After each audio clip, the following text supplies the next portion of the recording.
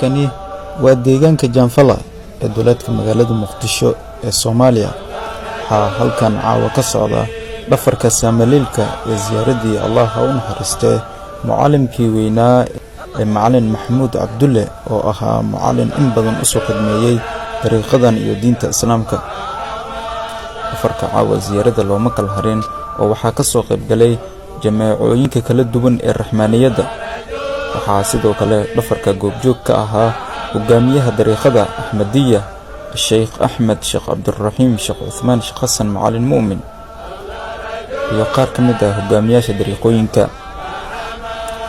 jameecadka dhafarka ziyarada ka soo qayb gashay waxay goobta ku oogeen xilqaadka dhikriga Allah.